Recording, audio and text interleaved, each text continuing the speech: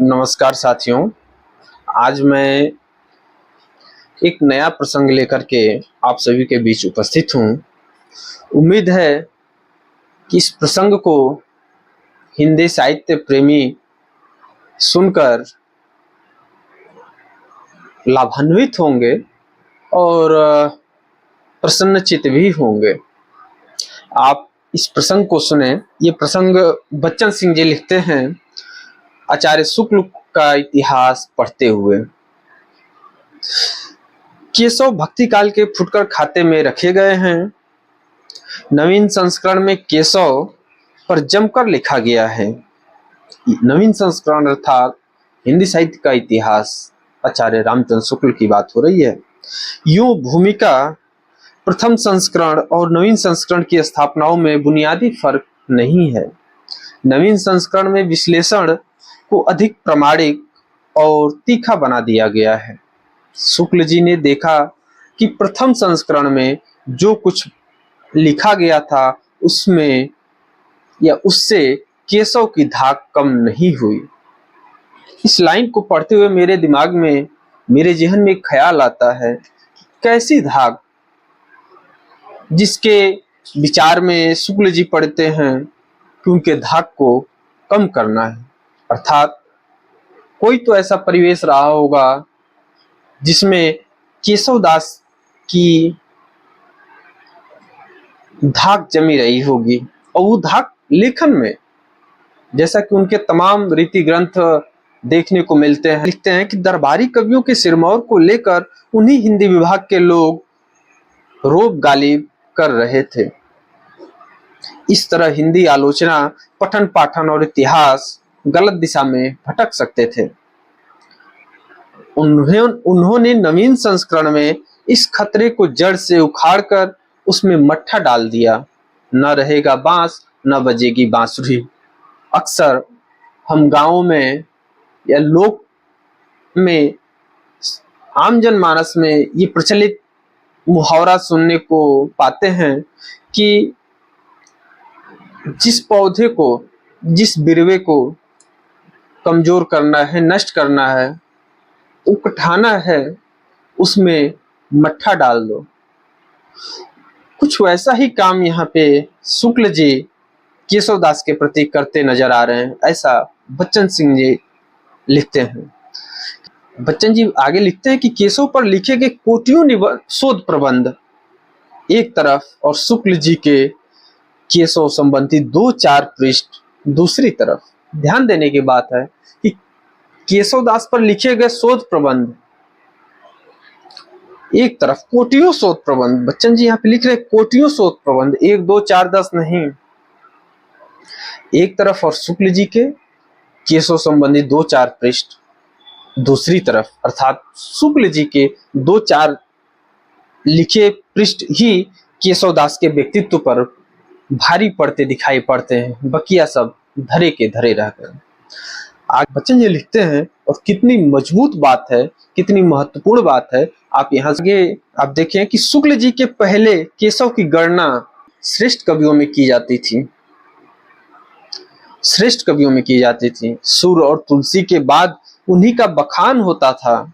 उन्हें अर्थ गंभीर की प्रसिद्धि प्राप्त थी। केशव दास को अर्थ गंभीर की प्रसिद्धि प्राप्त थी। मिश्र बंधु उन्हें हिंदी का मिल्टन कहते थे। कितनी मार्के की बात है, हिंदी का मिल्टन जैसी उपाधि मैं पहली बार पढ़ रहा हूं।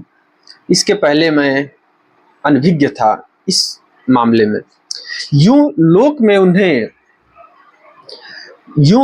उन्हें कठिन काव्य का प्रेत पदवी प्राप्त थी। लोक में हम आज तक पढ़ते आए हैं, शुक्ल जी ने उन्हें कठिन काव्य का प्रेत कहा है, लेकिन यहाँ बच्चन जी लिखते हैं कि लोक में उन्हें कठिन काव्य का प्रेत की पदवी प्राप्त थी। शुक्ल जी ने देखा कि लोकमत में दम है। उन्होंने केशव के आचार्यत्व, मिल्टनत्व और कविताई की रामनामी उतार ली और चमत्कारी काव्य परंपरा पर कसकर प्रहार किया। क्या बात है, कितनी अच्छी बात लिख रहे हैं यहाँ पे कि उन्होंने केशव के आचार्यत्व, मिल्टनत्व और कविताई की रामनामी उतार ली और चमत्कारिक काव्य परंपरा पर कसकर प्रहार किया। जैसा कि हम हिंदी साहित्य का इतिहास पढ़ते हुए हम सब पाते हैं कि उन्होंने केशवदास को चमत्कार का कवि कहा, उक्ति वैचित्र्य का कवि कहा, जबकि इसके इतर भी उनकी एक भूमिका थी जिसको दबा दिया गया। आगे फिर बच्चन सिंह जी लिख रहे हैं कि एक कवि में मूलतः जो वस्तु होनी चाहिए वह केशव में न थी। नवीन संस्करण में उन्होंने लिखा है, केशव को कवि हृदय नहीं मिला था, उनमें वह सहृदयता और भावुकता न थी जो एक कवि में होनी चाहिए।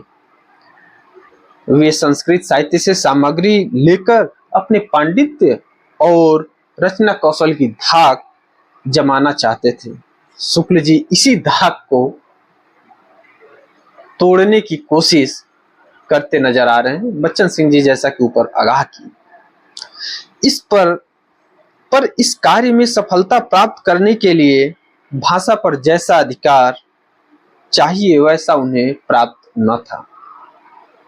पदों और वाक्यों की न्यूनता, असक्त फालतू शब्दों के प्रयोग और संबंध के अभाव के कारण भाषा अप्रांजल और उबड़ खाबड़ हो गई। यहाँ अप्रांजल एक शब्द आया है जिसका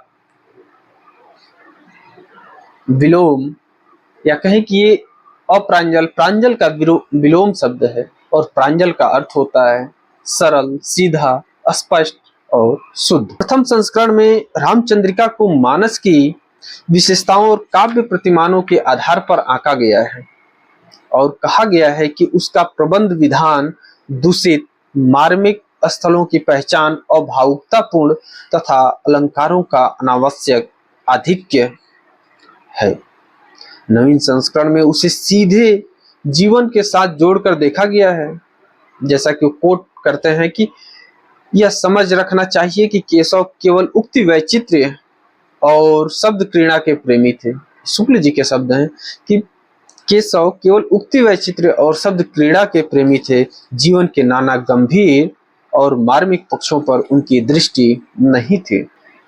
आप देखें कि एक कोट और करते हैं बच्चन जी कि आजकल भाषागत जटिलता को भावनाओं की जटिलता कहकर असलियत को छिपाने की प्रथा चल पड़ी है। ये शुक्ल जी के कथन है और केशवदास जी के संबंध में।